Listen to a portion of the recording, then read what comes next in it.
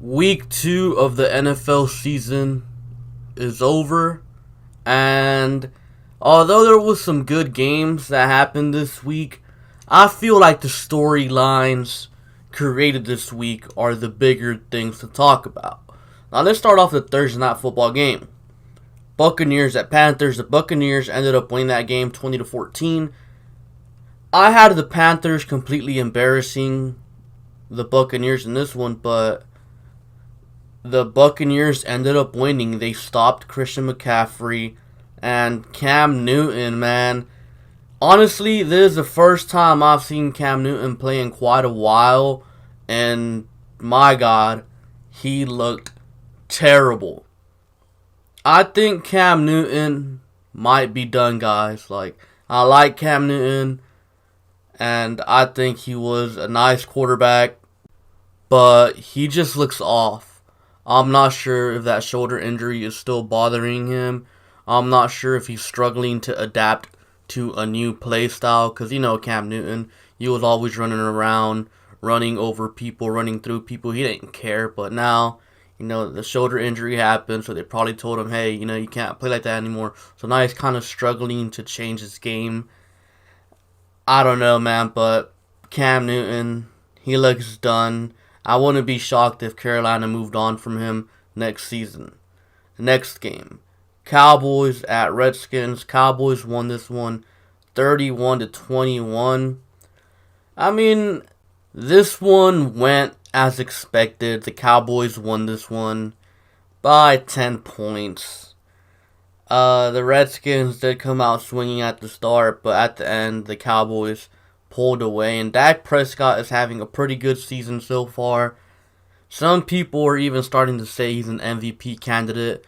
And I'm pretty sure the Dak Prescott hype will die down eventually. I mean, he played the Giants, followed by the Redskins, not exactly two elite tier teams, especially when it comes to the secondary. So I'm sure as the season progresses, Dak Prescott will kind of fall back into reality, and the Cowboys will start running the football more again with Ezekiel Elliott.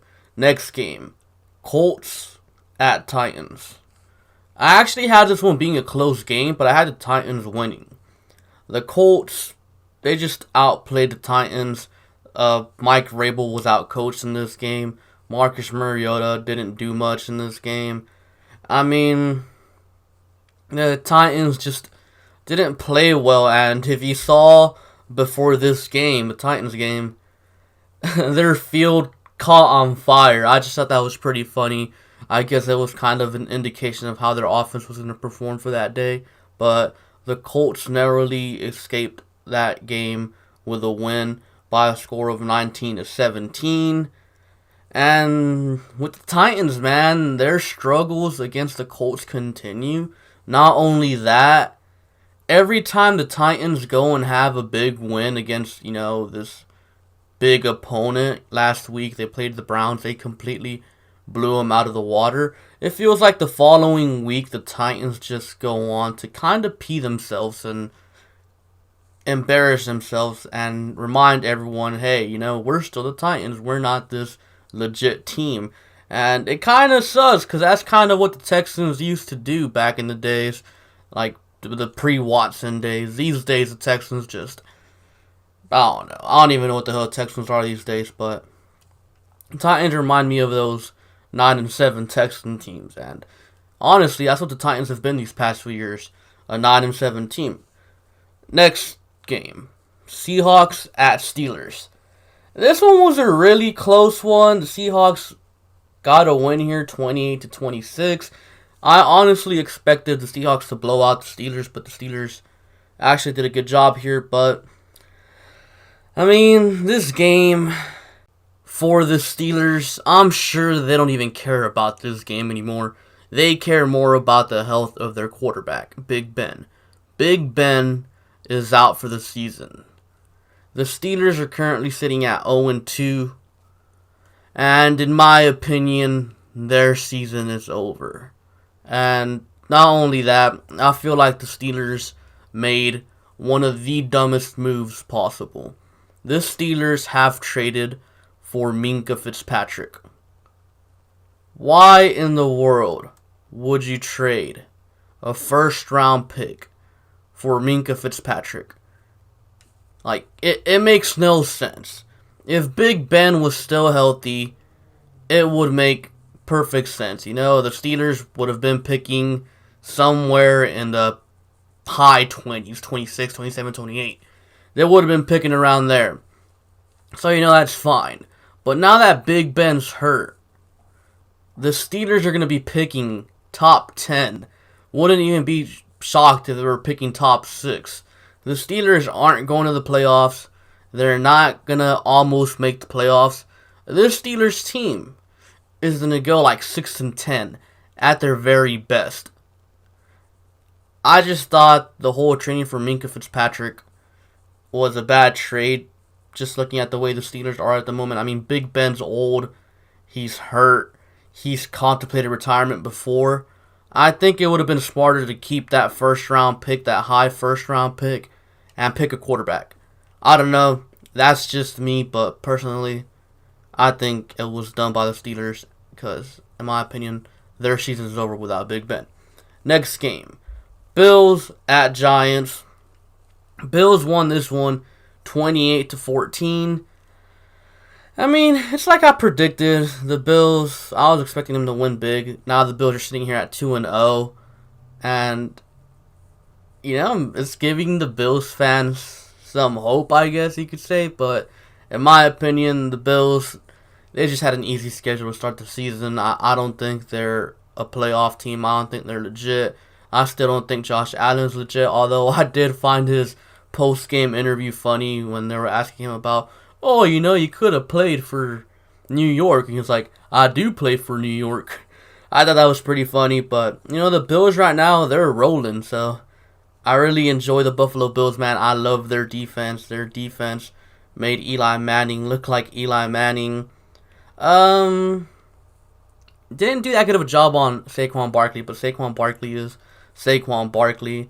Now, let's see where the Bills go from here. And the Giants, well, their head coach didn't name Eli Manning the starter for next week. So, Giants fans, I guess that's something positive to look forward to. Maybe Daniel Jones starts next week and you finally get to get a look at your rookie quarterback. So, who knows? Next game, Patriots at Dolphins. Patriots won this one 43-0. Yikes. I mean, what else is there to say? I mean, the Patriots, they're going to the Super Bowl again this year probably. The Dolphins, they're looking like the worst team in NFL history. They'll probably end up going 0-16. So, that's pretty much all I have for that game, honestly. Not much there, in my opinion. Next game, Jaguars at Texans. Texans barely got the win there, 13-12. They ended up stopping the Jaguars on a 2-point conversion attempt to win the game. And, you know, the Texans just won that game, even though they didn't deserve to win that game.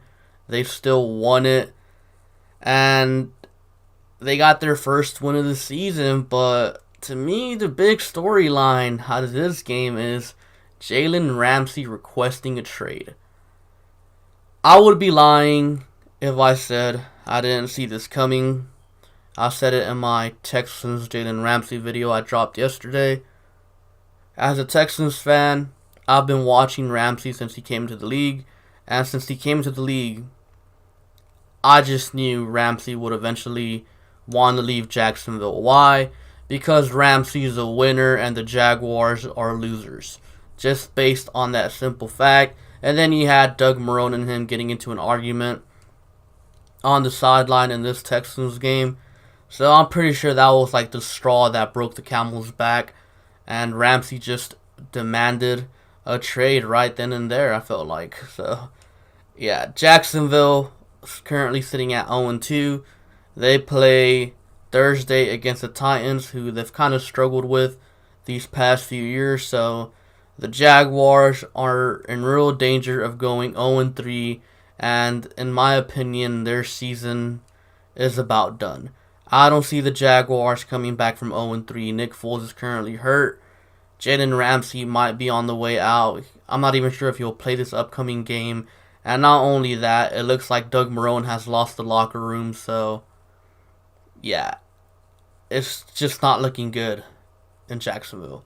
Next game, Vikings at Packers. Packers won this game 21-16.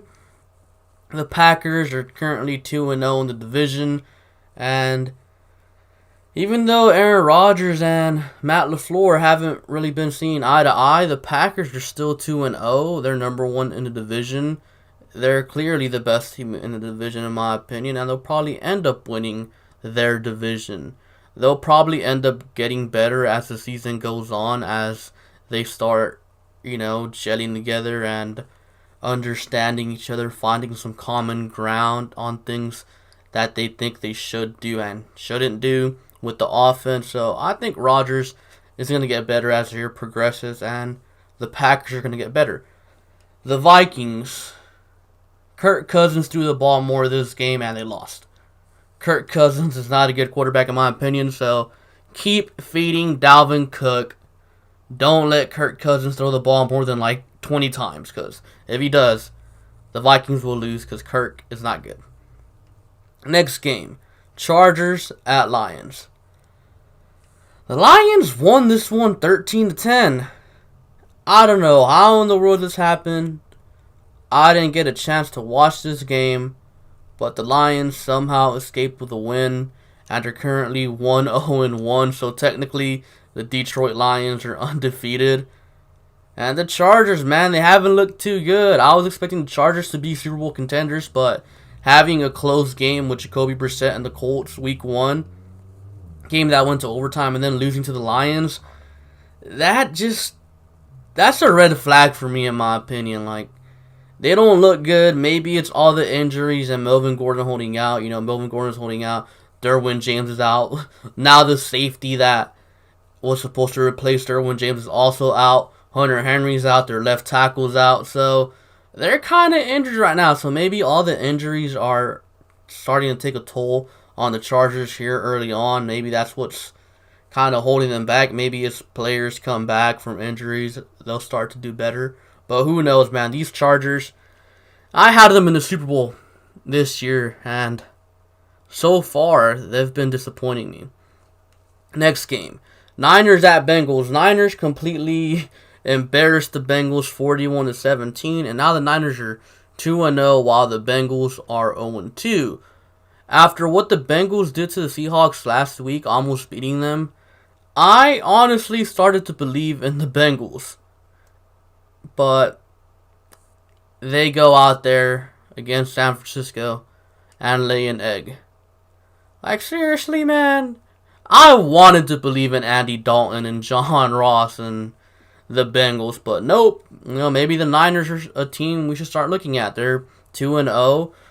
Also 2-0 is, Seattle and the Rams. So, hey, that NFC West division could come interesting there at the end. Next game, Cardinals at Ravens. Ravens won this one 23-17.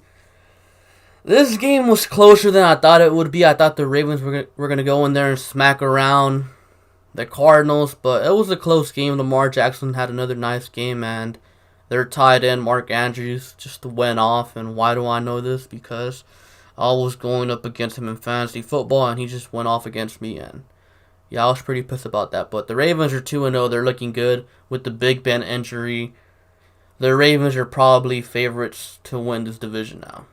Next game, Chiefs at Raiders. Chiefs won this one pretty easily, 28-10.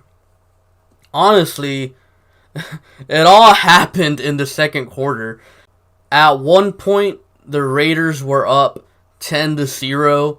And then Patrick Mahomes and that Chiefs offense just erupted in the second quarter and scored a bunch of points, and they ended up winning 28-10.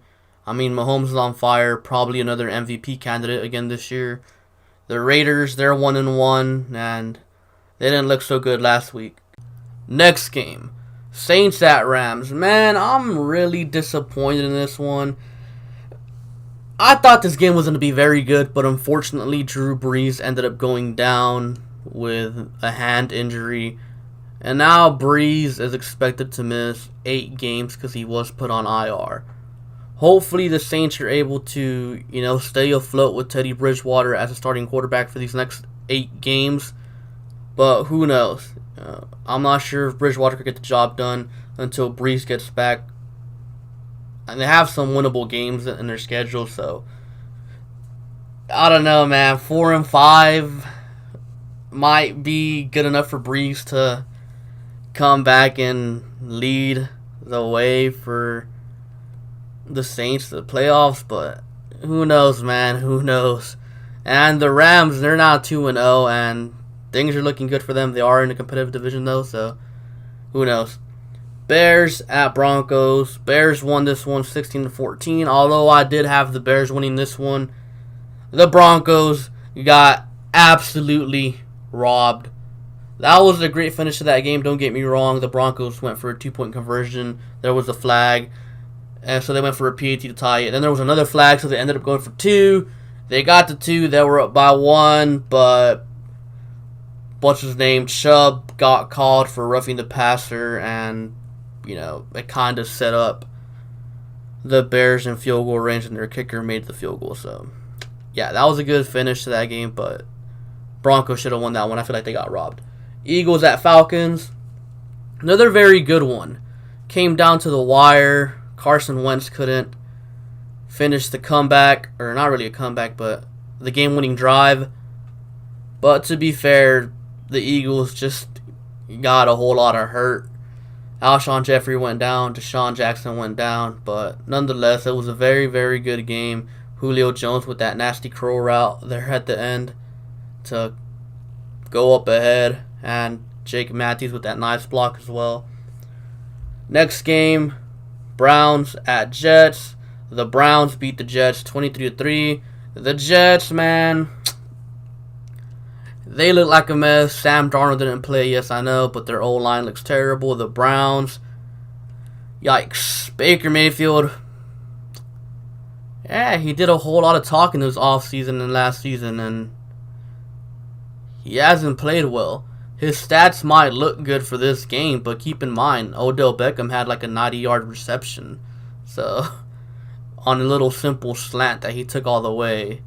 So, Baker Mayfield's stats are definitely going to look inflated in this game if you look at the box score. So, yeah, I think the Browns aren't going to be good.